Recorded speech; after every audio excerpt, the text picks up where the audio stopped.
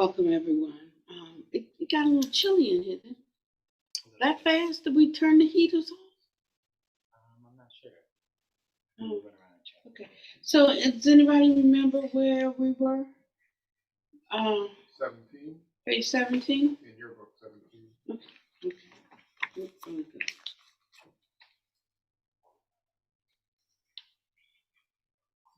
Well, you had read up to 17, I believe, or something like that.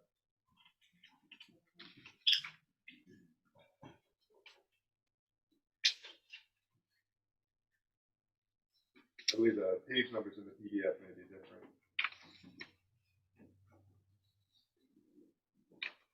Okay. So actually, we're just getting to it. Okay. Life itself is prison. Using metaphors makes it easier for us to understand the matter we're discussing. So we'll make use of them here today. The first prison which you must look for and see is life itself. If you look on life as a prison and see the prison that it is, then we must say that you know the truth of nature quite well. Most people, however, look on life as something enjoyable, as an opportunity to have fun. They are willing to live for the enjoyment of life. They then become infatuated with and engrossed in life, which is what turns it into a prison. So when we're studying with the Mahamudra of liberation in the second mind seal, you see what it's doing. It's helping us to come to the middle, really get a grip on what life is and how life is and how fleeting it is and how in any second it can be gone. They speak of being on the people mover, the conveyor belt. That's a dose of reality, and it's not a negative thing. It is just what it is, And so it's helping us.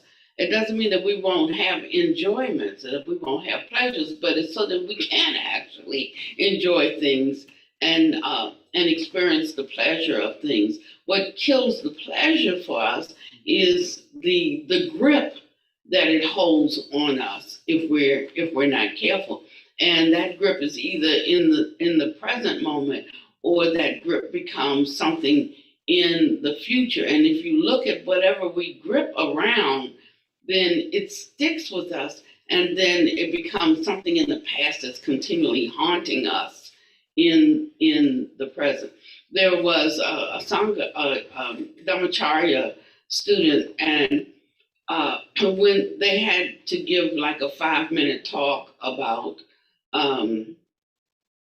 how the last couple of years have impacted their life.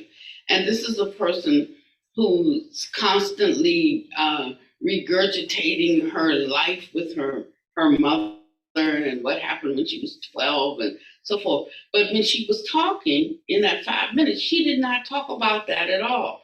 What she talked about was the fact that the tornado touched down in where she lived, and it lifted the edge of the house that she was in, so the house is juxtaposed on the foundation. And she said, the good news, though, is that after 1 year of having an outdoor toilet, we now have a toilet indoors again.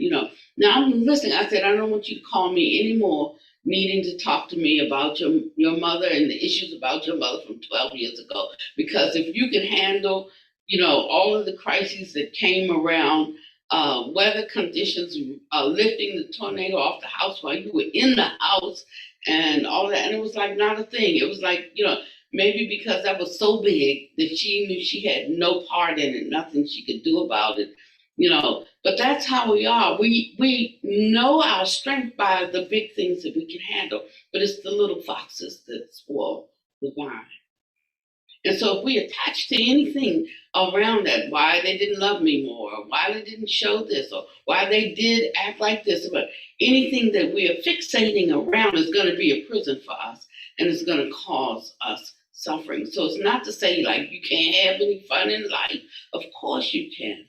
But know whether what you are grasping around is actually giving you some sense of liberty and freedom in life, or whether it's actually binding you. So you have to really know yourself. You have to really And this whole practice is about that, about us truly, truly learning ourselves so that our thoughts, our words, our actions, they all agree and we become whole in a certain sense. Not I'm thinking one thing, I'm doing another, and I'm feeling another way. But after a while, it just all come together.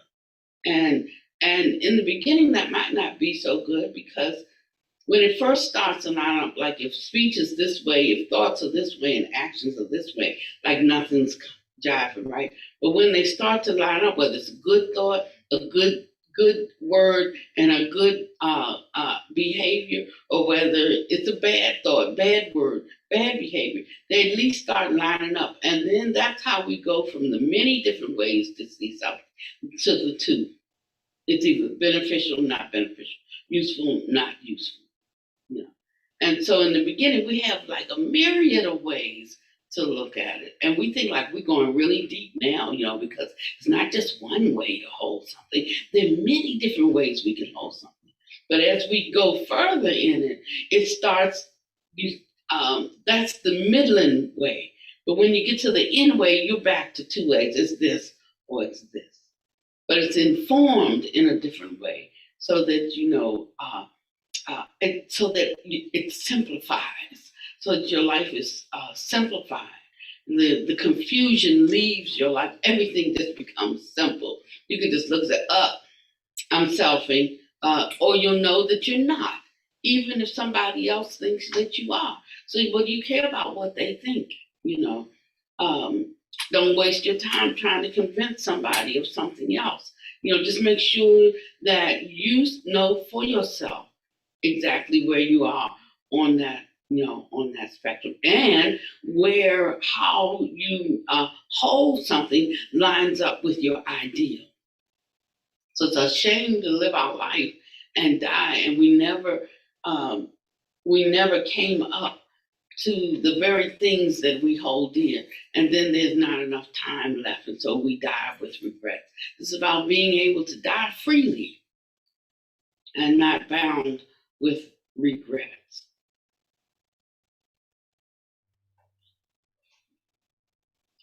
If we see life as a prison, is that where I am?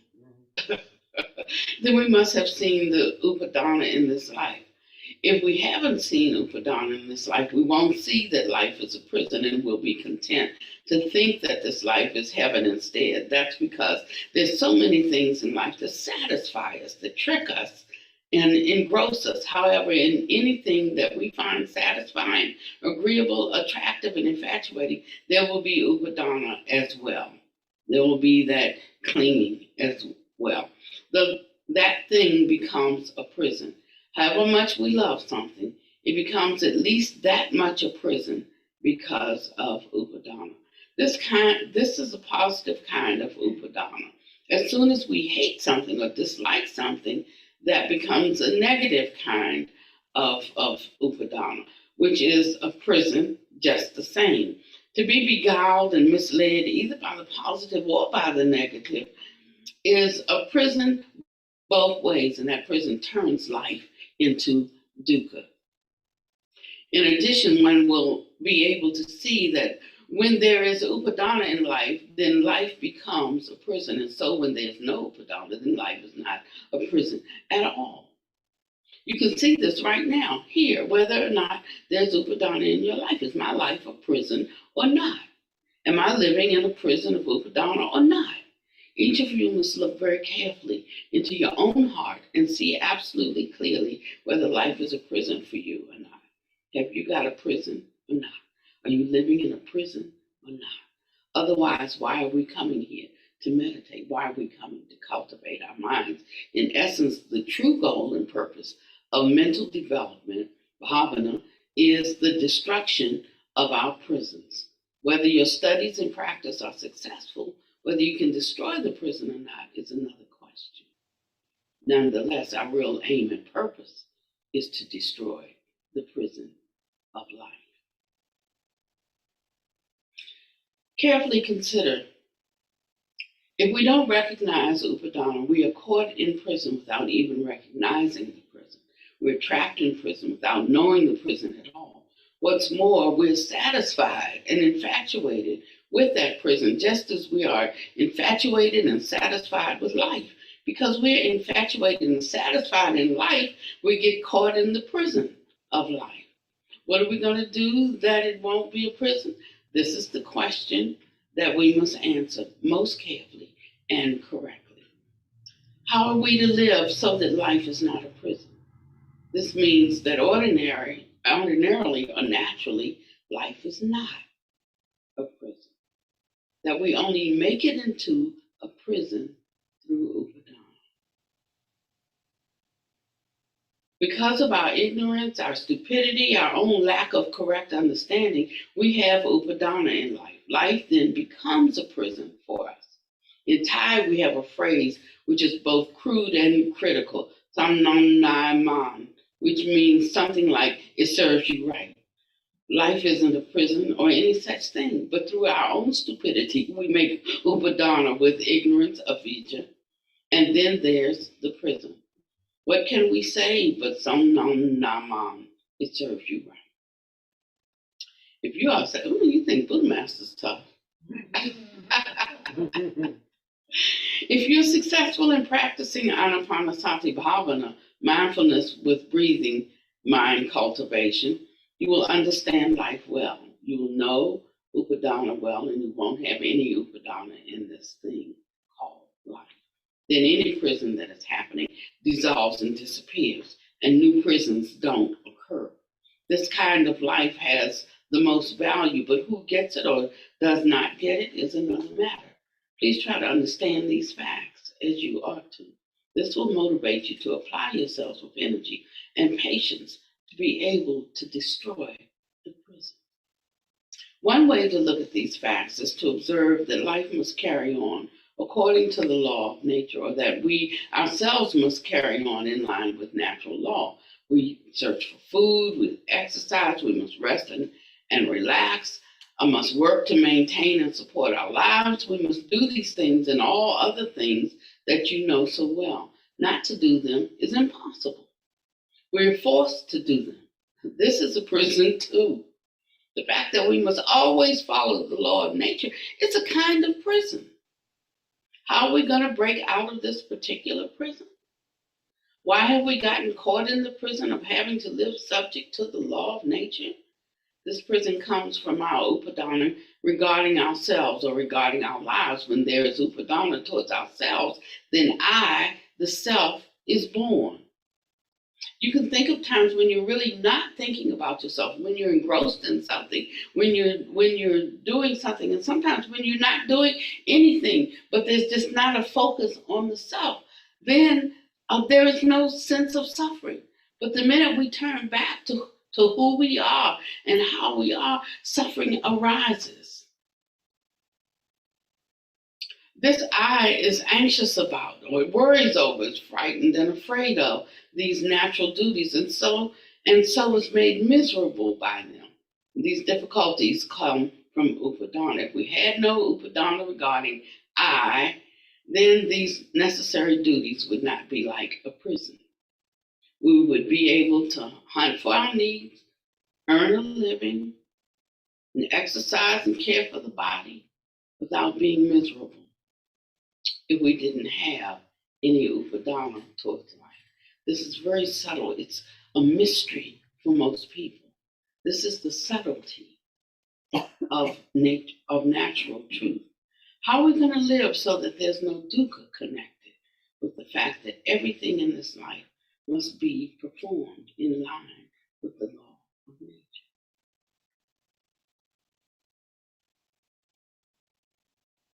The next prison to consider is that we live under the influence of instincts.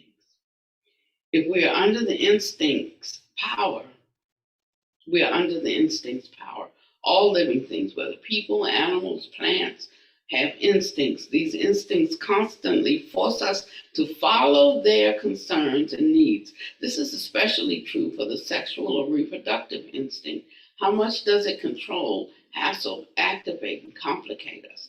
Sexual feelings and reproductive urges squeeze us, oppress us, disturb us. I can't remember. I'll remember for you.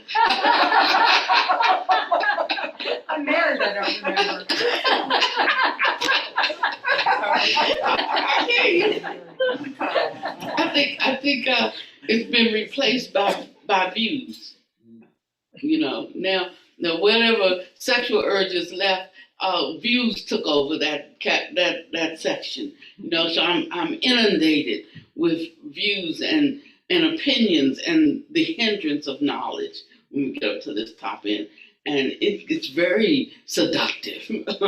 It's very beguiling. You like to be very close to it all the time.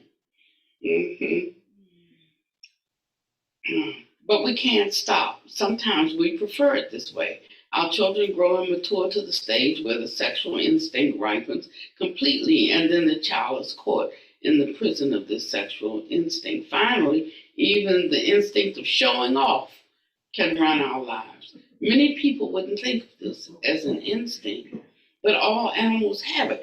I was watching I think it's something on the birds, and it was amazing. It's on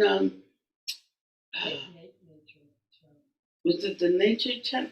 But it was all of these different birds and how they show off to attract a mate, and how it's built into their bodies. You know, the beautiful colors, and when they flex in a certain way, it opens up and it fans, and uh, and the beauty, just the natural beauty in all of it. Now we don't have that kind of natural beauty. The house is kind of contrived. We put it on. Mostly we have to put it on, whether it's clothes or whether it's makeup or whether it's a wig or whatever it is. But there is that natural instinct. It shows itself in neediness. People have to be seen, all the time. Have to have something to say. Have to be clever. But we should know that when we act in these ways, that we give ourselves away. Because anyone who's learning Dharma comes to recognize what these signs are. So we actually end up with the opposite, effect when we are in a sangha that is informed, in a sangha that is practicing. So you may find that you won't be indulged in that way. And it's not because nobody loves you, but it's because they see the prison that you're in. They see what you're stuck in. And it's a way of supporting by not reinforcing. And then every once in a while, of course, you do have to get really, really accommodating, so a person will know that you really just can't be the father that comes home and meets out the punishment every night. You got to be the mother and the father, and sometimes that's reversed because my father was my mother. But you know what I mean. You can't always be the enforcer of something that, although you should train up your children. Sometimes I see some kids out at the store and I feel so sorry for them because they're going to have such a hard time. And the mother thinks that they love them so much, they allow them to do anything. They want the candy. No, I want it now. I want it now. And carrying on, and the mother just ignores, like she doesn't hear. I'm like, let me take them home for just 2 days, because somebody out there doesn't love them.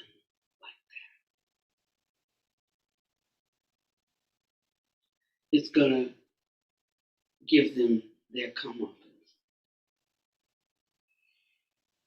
Say what you want, but I whip my children.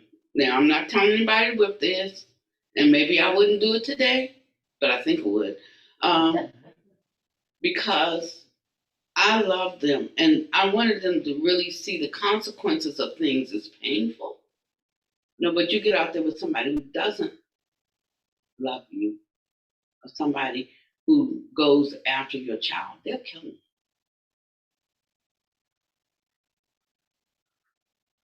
So I'm looking at this situation right now with this 15-year-old and the mother and father that got him a gun.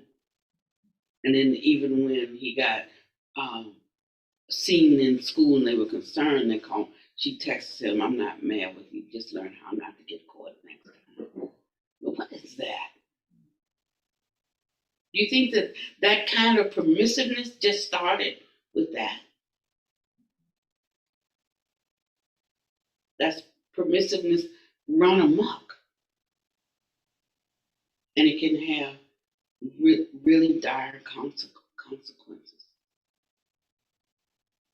So whatever we create or manifest or bring into this life, we have to be responsible for it. And that's not always kissy face and fun and games. But really doing it with a heart for hoping that one can truly get the message. There's someone today that every time I walk by them with 40 people, or how many, 35 people of us here for the last 5 days, but every single time that I walk past her, she had to stop me to say something. I said, "Can I talk to you about something?" I said, "You've already talked to me 5 times today. I have a lot of people that I have to tend to." She said, "Oh, no, I'm selfish, I'm working on it." I said, "No, you're not. You're not working on it." She said, "But I'm going to work on it." I said, "Okay, good, you do that." Now I can give her that smile. That's the right affirmation, but I'm going to work on it. Good, you do that. Pat her on the shoulder. "You're okay." And I'm going about my business. Come back through. Same thing. So finally, the way I had to address it is that's like me and her talking. Say, "Sister, settle down. No, you don't need to talk to me. No, this is not important right now. But if you're not dying, if you're not, then not now." But finally, I had to say it openly. So now there was embarrassment. But the embarrassment will make her not. She doesn't want to be embarrassed. It's not wanting to embarrass. But what is the medicine that's needed? That is, it's not cute. And it is selfish.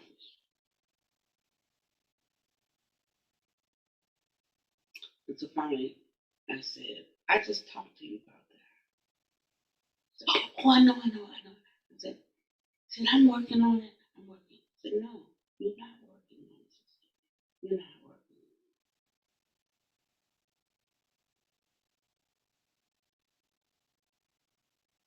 And I just said that. Now there are no words. In that silence that you are not working on. And everybody knows. Like the emperor has no clothes on. And you're thinking that you're hidden. Shattering that illusion. And that there was nothing but silence. It wasn't that run-on sentence. It shut them out. So sometimes it takes a bitter pill, maybe even before somebody feels like the medicine is working.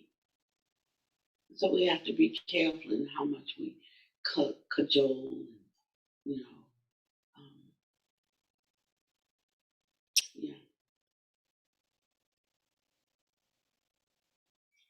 The need to show off or to brag or to display oneself is an instinct.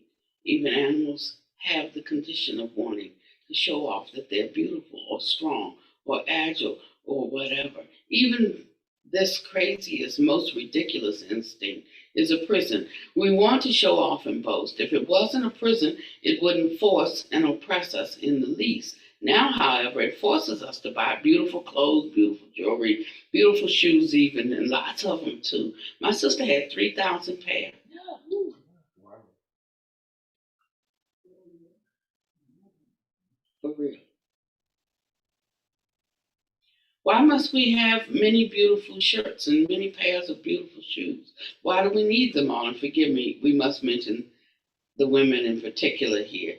There is this instinct to show off, and it is one kind of prison because people can't endure it. I gave a sister named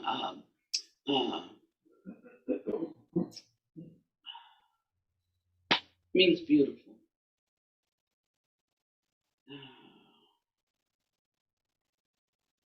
The name will come, the word for beautiful. And I named her that because she did not see herself as beautiful. And I want to tell you, she was the most beautiful person. I'm talking about a natural beauty, the a she was a person that if you came into her presence, you felt loved, you felt accepted, you felt seen, and that was her beauty, to be able to give you that, you know. And it wasn't the kind of beauty that we think of, like makeup beauty or whatever, but when you stepped into her presence, there was a radiance about her, not that she was radiating, but that she was directing some light to you, and you radiated. And that's why I gave her that name. And when I gave her that name, she cried. She said, my mother always told me how ugly I was. My father told me that I was an ugly duckling. And she carried that all the time. And she's dying now. And as I watch her, it's like the petals falling off of a beautiful flower, and just that it's indescribable. It was a special kind of beauty. And maybe if she had a certain kind of physical beauty, this would not have been able to come forth. But, understanding what is an inner beauty and how we don't need to obscure it. And some of the training that we have in our life, like our monastic training, is around that. Not everybody's caught up in that, but the training is there in case you are, to kind of help you not make your sense of worth built upon anything other than your true self, your natural self. Unfortunately, we have a way, even within monastic life, of making everything cookie cutter, and we look like vanilla wafers in a pack. Everybody's like dressed the same, walk the same, look the same. But that was a lot that was added, okay? He just said, go to the charnel ground and take clothes off of people.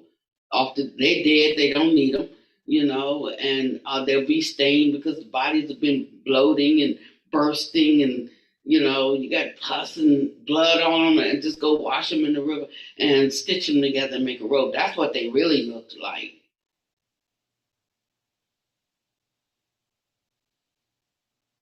And so we have sort of a different kind of understanding around things. But if we catch the understanding, we'll learn even when we're in robes or whatever, to just be ordinary. Just be ordinary.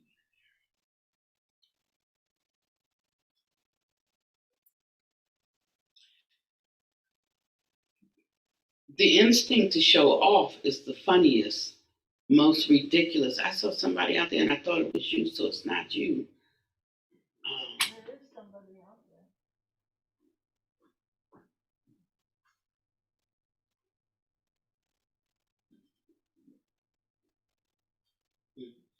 The instinct to show off is the funniest, most ridiculous of all. Still, it truly is a prison. People never have enough money because of this prison. Please consider and reflect carefully about these examples of instincts which we have raised. They are prisons too. If we think about this, if we make an account of all our expenses, we'll discover that some people spend more money on clothing, jewelry, and keeping themselves always beautiful than they even spend on food. Further, they insist on decorating and prettying up their houses, which piles up their expenses. Taken together, the two are more than they spend on food, which is necessary for life. We put more money into things which are unnecessary in life than we put into the necessities of life. This is one more way of getting caught in the instinctual prison. Next, we come to the most amusing prison, the prison that's closest to us, the senses. They are a prison. There are these eyes, ears, nose, tongue, body, and mind. The six ayatana, the six sense media or bases, they're prisons too. Take a slow, careful look at them. Listen carefully in order to understand how our eyes, ears, nose, tongue, body, and mind, all six of them, become prisons. In Pali, we call them ayatana.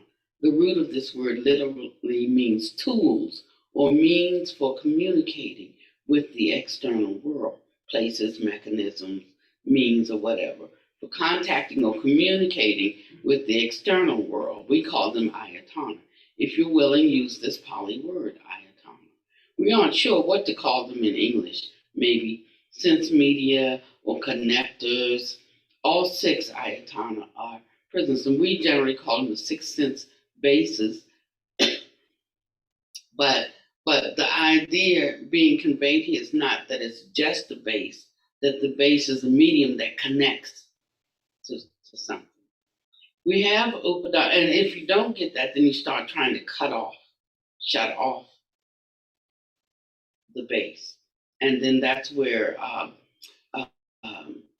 detachment comes in the way that we understand the detachment. And it's a kind of cutting off that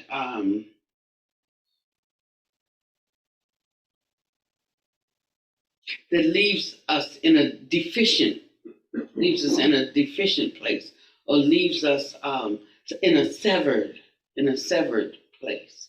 So if you look at a lot of the kids who are suffering traumas today and that are doing all of these horrible things with mass shootings and so forth, how they are detached, they are cut off. And if we're not careful, even when we become monastics, we become detached, we become cut off. And remember that life is not a prison. It's this way we have of understanding it, and interacting with it that creates the prison. So that prison then is in the what? It's in the mind. Yeah. So we have Upadana towards life regarding ourselves, which has these six media for sensing, for experiencing, for communicating, or for tasting and receiving sense objects. When there's Upadana regarding these six ayatana, we serve them and we become their slave. We serve the eyes to gratify the eyes. We serve the ears to gratify the ears. We serve the nose to satisfy the nose. We serve the tongue to satiate the tongue. We serve the skin and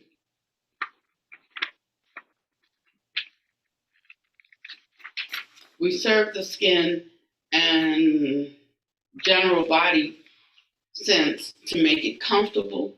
We serve the mind, the mental sense, in order to soothe and comfort it. That means all of our behavior is just for entertaining these sense bases. Everything we do is for the sake of those six bases. We surrender to them, we become their slaves, and then they squeeze and control us. There's no avoiding it. We call this getting caught in the prison of the ayatana. Consider whether there is anyone, whether there are any of you who are not slavishly serving these six ayatana. And you serve them willingly, don't you? You endure hardships, you bend over backwards in order to serve them, always looking for ways to make the eyes, the ears, the nose, the tongue, the body, and comfortable and happy in the most bound up way. So we must admit that we are slaves. Those people who lack wisdom will certainly be slaves of the ayatana, will keep getting caught in the prison of ayatana. The correct and successful practice of mindfulness with breathing, we can escape from that prison. If we practice anapanasati incorrectly and incompletely, we will remain caught in that prison for who knows how long. Superstition is a prison. For the next prison, we want to mention being deceived by things known as a sayatsata, the superstitious formalities and beliefs. The more ignorance there is, the more one lacks correct knowledge, then the more trapped one becomes in superstitious prisons. Now, education and science have improved, which has led us to a better understanding of natural truths. And of all things, still there remains too much entrapment in superstitious prisons. It's a personal thing. Some people are caught very much and others not so much. People are caught in different degrees and ways, but we can say that there are still people caught in the prison of sayatsata, trapped in superstition. Although in general, superstition has diminished greatly due to the progress of science, there's still quite a bit of superstition left in temples and in churches. Please forgive us for saying so, but the place that we can find superstition the most is in churches, in the temples, and in those kinds of places. Although superstition has lessened in general, there's a lot remaining in places. Wherever there are altars, wherever people bow down and worship so-called sacred and holy things, there is the place where the science of the sleeper persists. Superstition is for people who are asleep. It is for those who don't understand correctly and who are ignorant. We are taught these things as children before we have the intelligence and the ability to reason about them. Children believe whatever they're told, and so adults teach them many superstitious things. If you still feel that 13 is an unlucky number, that's superstition. You're still sleeping. There are many other examples of superstition, but we better not name them. Some people might get offended. These kinds of things are prisons. Why not look carefully enough to see them as such? Even the number 13 becomes a prison when we are foolish. So I want to say that one of the first signs that one is entering the stream of awakening is the freedom from thinking that rites and rituals do something. It's not that the rites and rituals do something, but it is the mind that makes a connection and that becomes like the door. It's like, for me to be here and to be out there, I might have to go through the door. But if I think that the power is in the door, then I will be worshiping the door instead of using it as a medium to move from this place to that place. You see, so most people who are caught up, not so much in the Theravada science, they don't know that there's anything. I read some things this past week that was in the Theravada, and they were like, "What are you reading?" We never read that, where the Buddha starts to talk about all the different realms of being, with the capacities of the different beings who are on those different realms, and they never read it before. And it's right there, but that just doesn't go with what we're talking about with Western Buddhism right now. So they don't have the balance of it. Well, there are a lot of people who don't read what the Buddha taught about much of anything. They're caught in the superstitious side. So all they want are initiations. They want mantras and they want mudras because they think that the power is in the mantra or in the mudra. But all of these things are mediums in the same way that the eyes, the ears, the nose, the tongue, the mind. It's a base, but not just a base. It's a medium for transporting or moving from one space to another space. And so if we're finding ourselves in a low vibration, a low energy space, we can use these mediums to transport ourselves to a different frequency. But you have to understand that that is only governed by, our access to consciousness. Not speaking of human consciousness now at this point, but the mind stream, the mental continuum that we are an outward picture of, or a manifestation of, or I was going to say house for, but I don't mean it like that. Not simply just a container for, but we are actually mind body out picturing of that consciousness. And so it says, don't sacred prisons, sacred institutions are also prisons. So we should continue with those institutions or establishments which are holy and sacred, are famous and celebrated, or those that are rumored to be so elite and prestigious that anyone who becomes a member of one is prestigious too. There are a number of such places and institutions. Somebody told me yesterday that, I was just making a joke, and she laughed and said, yeah, they really do say that about you. They were like, Panibadi's just messing everything up,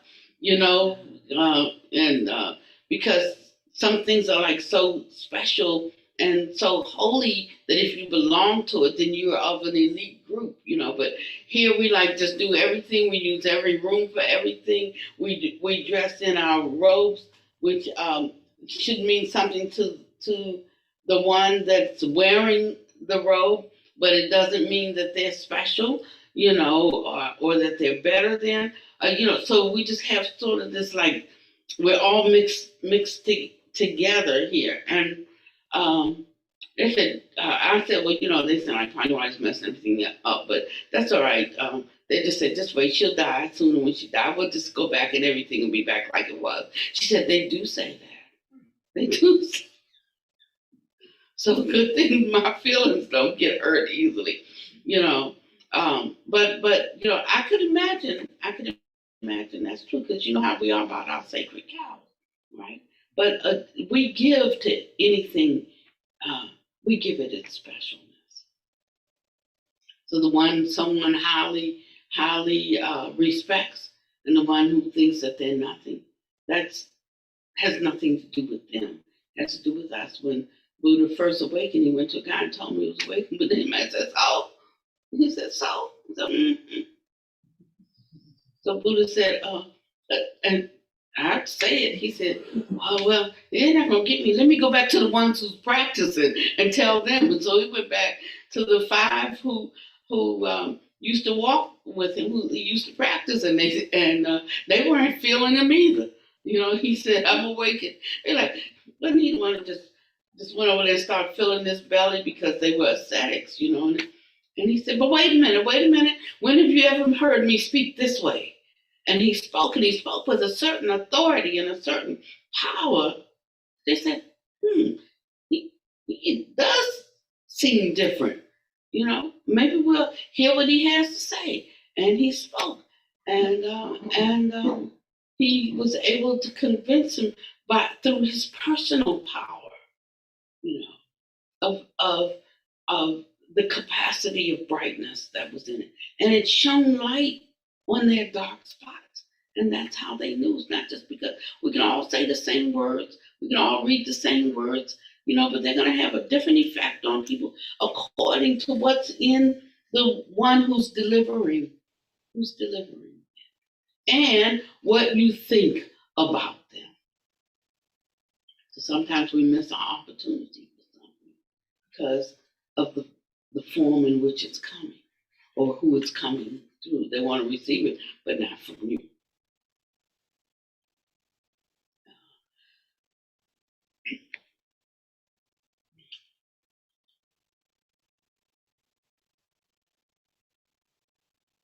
They grasp and cling without the least bit of consideration or critical thinking. In this way, an institution, even a church, we can't avoid saying so, becomes a prison. So we beg of you, don't think of, this was his monastery, Swan Monk, as is something holy or as a holy or miraculous institute. Otherwise, it will become a prison. Don't turn it into your prison. You ought to think freely, examine carefully, evaluate critically, understand and believe only what is genuinely beneficial for you. Don't get imprisoned in any of those prestigious or famous institutions. Teachers of prisons. Now we come to the prison called Ajahn, or that's what they call a Bante or or a bhikkhu, a teacher, a master, a guru, famous teachers whose names reverberate afar. In Burma, there's a Sayadaw this, and in Sri Lanka, there's a Bante that, and in Tibet, there's a Lama, and so and so, and in China, there's Master whoever. Every place has its famous teacher whose name is bouncing around. Whether national, regional, provincial, or local, every place has got its big guru. Then people cling and attach to their teachers as being the only teacher who is correct. Their teacher's right, all other teachers are completely wrong. They refuse to listen to other people's teachers, and they don't think about or examine the teachings of their own ajahns. They get caught in the teacher prison. They turn the teacher into a prison. They get caught in it. It's an attachment which is truly ridiculous. Whether a big teacher or a small teacher, it's Upadana just the same. They keep building prisons out of their teachers and gurus. Please don't get caught up even in this prison. The next prison is that of Holy Scriptures, which we can find everywhere. Among those people, there isn't much wisdom. These things are much clung to, and the more so as being holy. They even become stand-ins or replacements for God. It's as if merely bringing in the holy books is the same as actually getting help. It leads to there being many kinds of holy objects, sacred relics, holy water, and all kinds of sacred things. Be most careful of this word holy. It will become a prison before you know it. The more holy something is, the more greatly it imprisons. Watch out for so-called sacredness or holiness. You should know that there's nothing more sacred than the law of Udapa Chayata, the law of conditionality, the supreme, holiest, higher than all things. Everything else is holy by convention or by what people concoct themselves, which is holy through attachment, Upadana. Wherever there is holiness through Upadana, that holiness is a prison. The law of Edapa Chayata is sacred in itself without needing any attachment. There's no need for Upadana. It controls everything already and is truly holy all by itself. Please don't get caught in the prisons of holy things. Don't make sacred things into a prison for yourself. Now, it's not to say that we shouldn't respect things, because the respect that we have for things leads us into a greater awareness or understanding and a usefulness of things. But just to recognize these things are not a means to an end or an end in and of themselves. As Buddha Master says, it all boils down to cause and effect. Conditionality, cause and effect. And that's why we think so I think for the past month, out of all of our years, for the past month, we've been talking about this, talking about cause and effect. And it's such a easy word to roll off of our mouth that we don't really think about cause and effect. We just know there is cause and effect. But something that I am saying right now, or something that I just said, has set that into motion. And based on that, every single thing that we say, every single thing that we think, every single thing that we do. I mean, there's a whole lot of karma moving around because we're constantly setting up, and the effect is co-arising with the cause. But we only look at the big things or something that jumps out or something that's affecting us. But it's the 10 kabillion things that are going on, every hour. I think they said, I forget how many mental impulses we have, like how many thoughts we have in the course of a day. But it's like hundreds of thousands. I might only remember 10 of them, but they're just constant, they're like nonstop judgments, evaluations, nonstop. But we're not even really aware of it. So some of the practices that we're doing right now is to help us really be aware. And then when it starts coming, like we're just like amazed at what we've actually been thinking, that we've been unconscious to.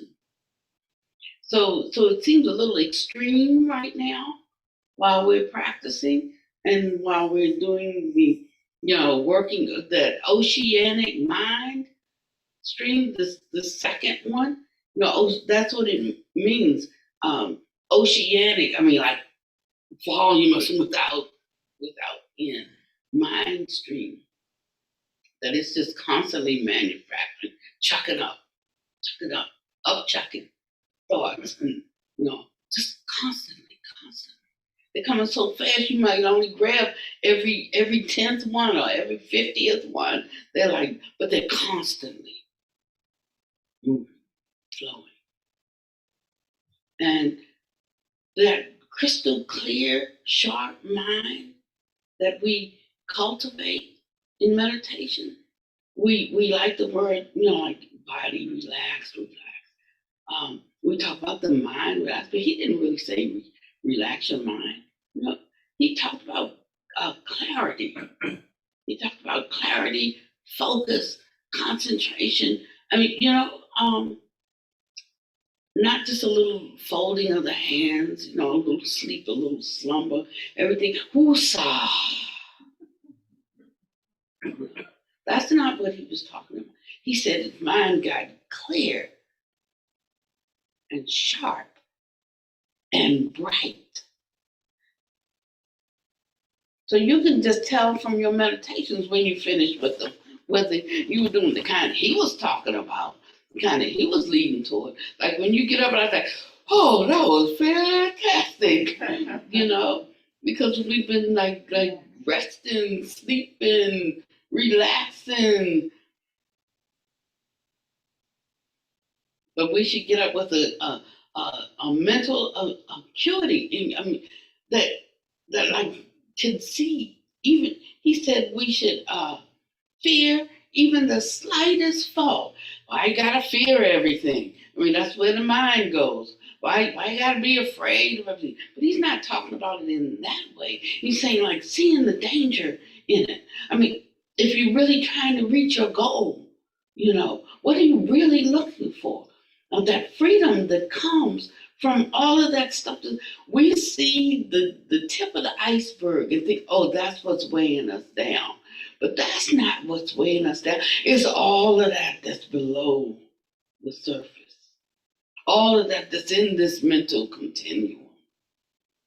But all we don't even know. Because our mama didn't teach it to us. Our daddy didn't teach it to us. Some things we never saw around us when we were growing up.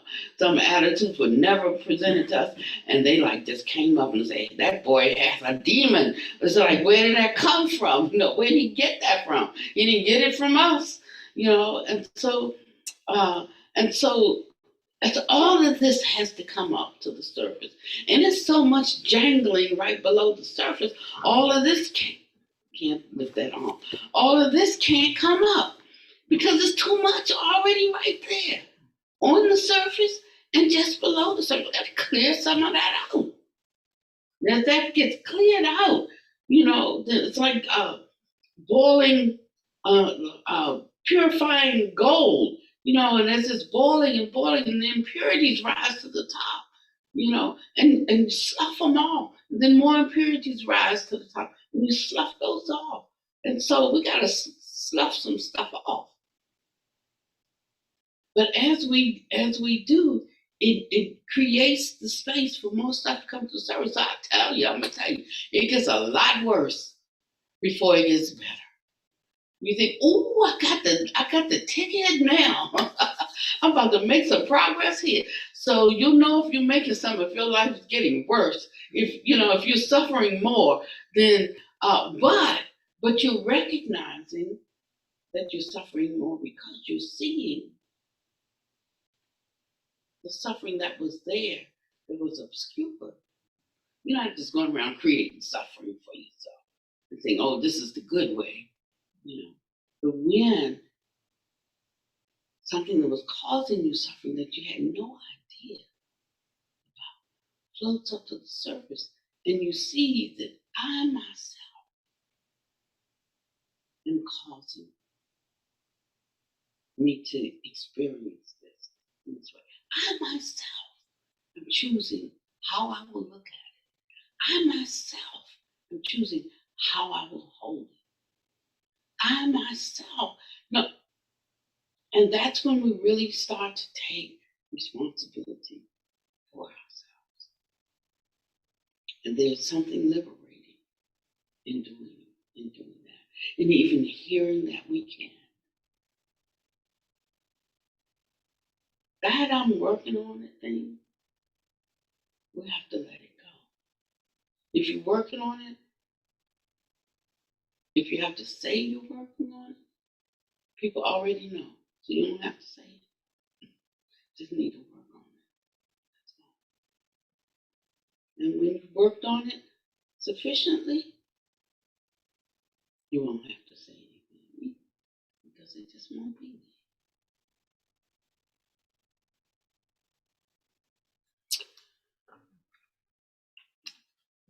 Okay, so I think if we have time to, if I could just, oh man,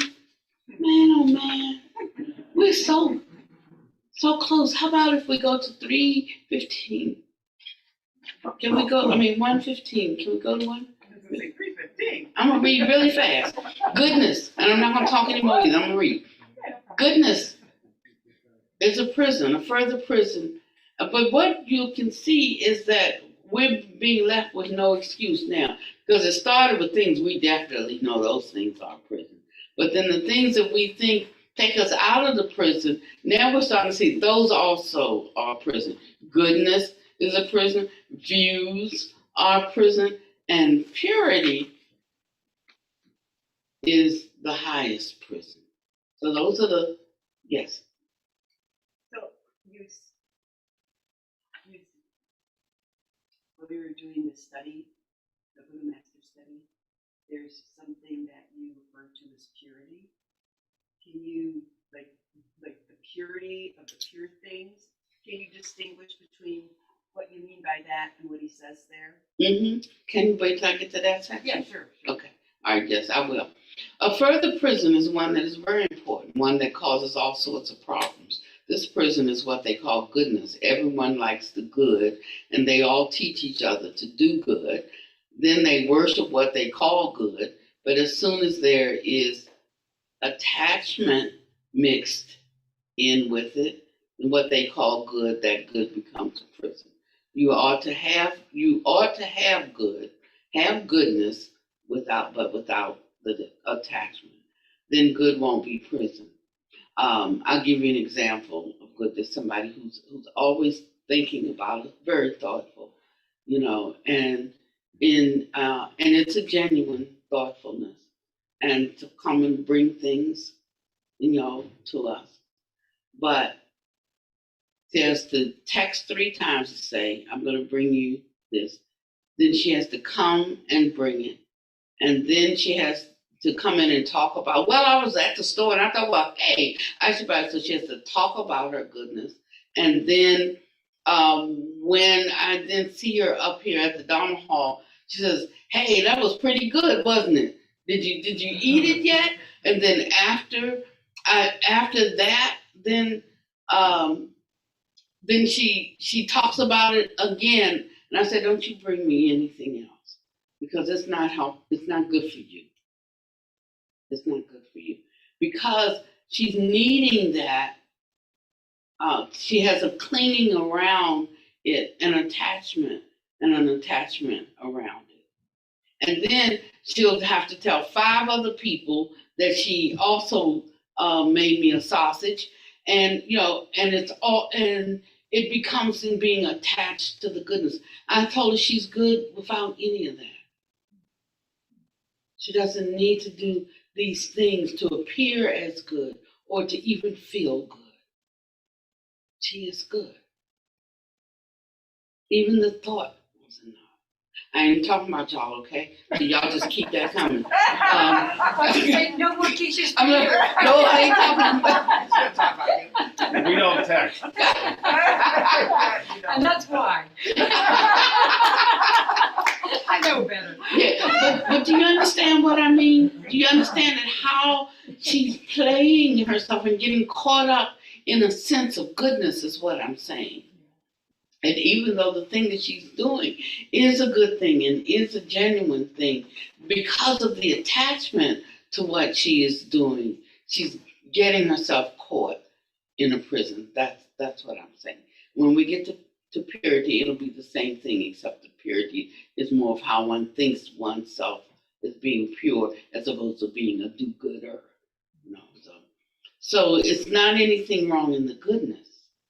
There's not anything wrong in the purity until the attachment to the good doing and the attachment to the purity is there.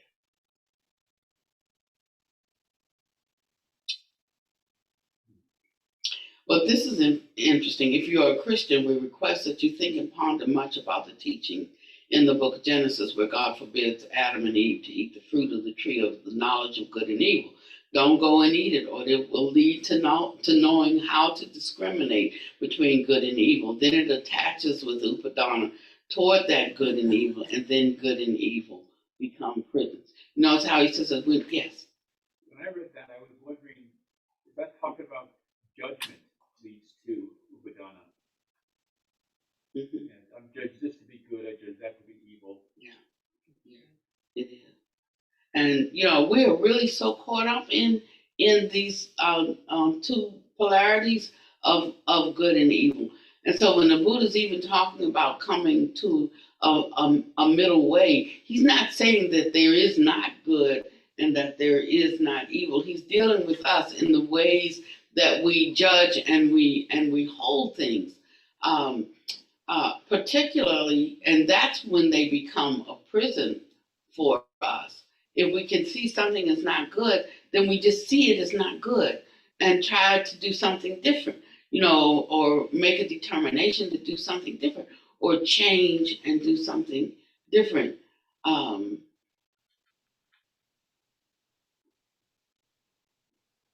You okay, sister? I know. All right.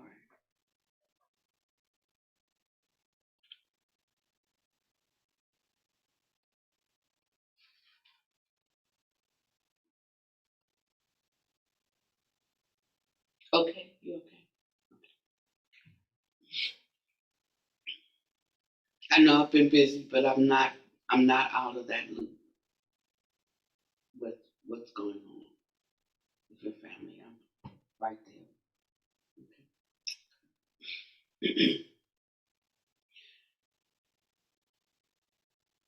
And so we abstain from evil and we endeavor to always do good. But you just do good because you should, not because it's a badge of courage that we wear. And we stop doing evil just because we shouldn't. Not that we carry a badge because we don't do this, the taste not, touch not, handle not. That's how we get into these kinds of judgments and critical behaviors, because we take the good and evil to be things in and of themselves, and we use it to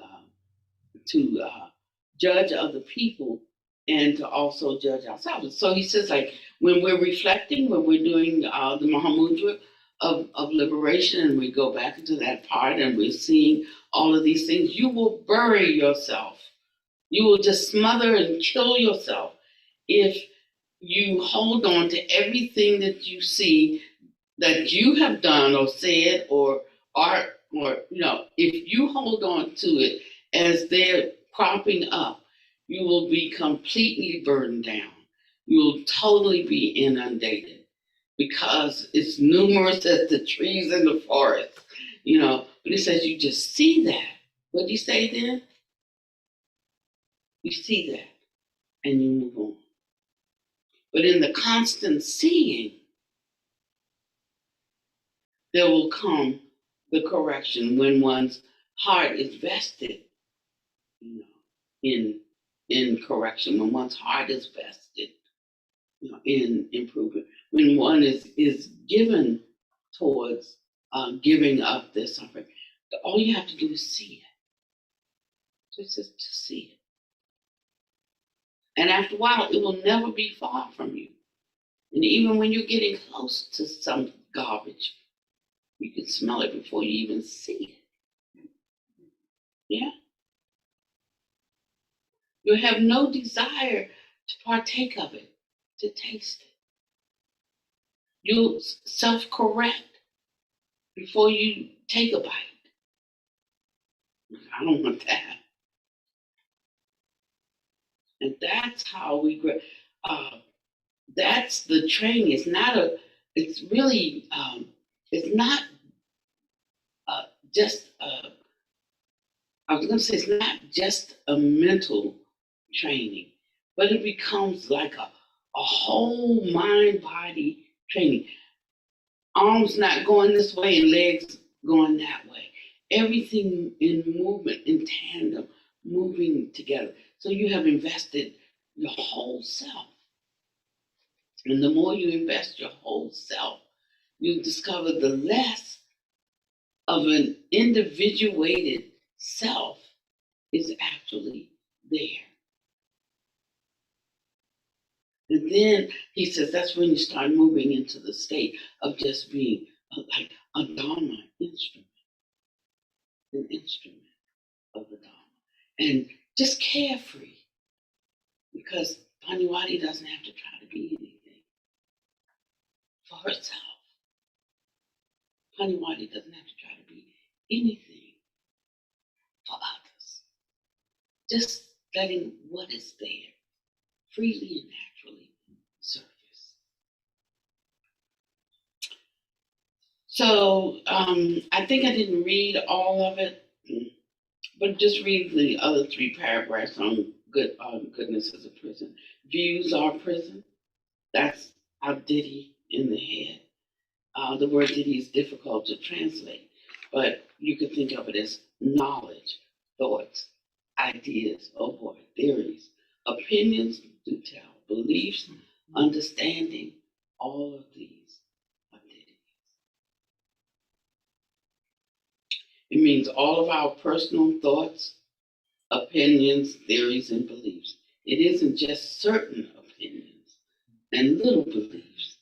It's all of them, all of our views. Everything with which we view experience is called ditthi. We're caught in a prison of our own views. We don't obey anyone except our personal ditthi. This is the most terrifying prison because we impetuously, rashly, hastily sail along according to our own personal views. We turn our backs on and lose out on those things that ought to benefit us. They're available to benefit us because our minds are closed to everything but our own views. Thus, these views become a horrible prison that holds us and locks us into just one way of understanding. Beware. And purity is the highest. And then we're going to end. Next, we come to a prison which is really strange and marvelous. You could call it the highest prison. The highest prison is what they call innocence or purity. It's difficult to understand exactly what they mean by these words. We hear all kinds of talk about innocence and purity, but people never seem to know what they're talking about. This purity is clung to and attached to, is regarded as this and that, is worshipped, is used for show and competition, is for boasting all over about how pure I am. But if there is upadana, it's all just purity through upadana, not genuine purity. There are many forms of purity that are assumed out of our clinging, such as needing to take baths, making incantations, being anointed, sprinkled, or doused with who knows what, or any of the myriad rituals and ceremonies done for purity. This purity is pure upadana. And purity through attachment is a prison. Please don't get lost and end up in the prison named purity. It's something pitiful to see, clinging to self so much, then attaching to purity just as much. Some religious creeds even go so far as to teach some perpetual purity as some eternal soul dwelling in some eternity or some such thing. The whole thing comes from grasping and clinging to purity through upadana until one is caught in an eternal prison. It just ends up being an eternal prison. And that's where I'll stop, because then we'll go into voidness and what is not the prison. So when we're thinking of purity, we should have the desire, there should be the just out of compassion for oneself, compassion for others, there is the desire to do the good thing, to do the right thing. Like even a dog knows when they did something wrong. They're gonna chew up your shoe, and the dog looks so sheepish. No, the dog even hides the shoe up under the couch. So even on every single level of sentience, we know when we have stepped from our highest capacity. We know when we have. So we can let that be our inner guide, not what somebody else says is good, not what somebody else says is pure, but what that means to you. And sometimes we have to grow in what that means, and that's why we can be long-suffering and tolerant of others, because some people, they just don't know any better. They don't know any better. And so one who knows better versus one who doesn't know any better, they can do the same thing, and that thing could be not only permissible for them, could be perfectly allowable for them, but for this one who knows better, that's not allowable at all. So sometimes, that's why you can't have like just one rule and everybody follow what you can, but it's not going to be the highest and the best, the most perfect thing. But you have to have the capacity then to understand competencies. And you have the capacity as your compassion grows, wisdom co-arises with it, and vision, and the ability to see and to know something beyond what we could know with our sixth sense. So have confidence in this. Sometimes we're struggling with words and what a word means and how to apply something on a basic level. But as it starts to get refined, that's where the proof is. It's in the refinement.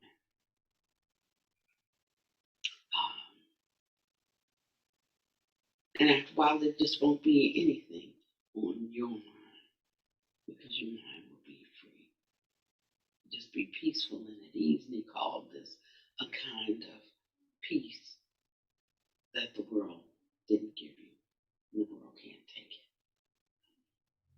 Whenever you're in any state of non-peace,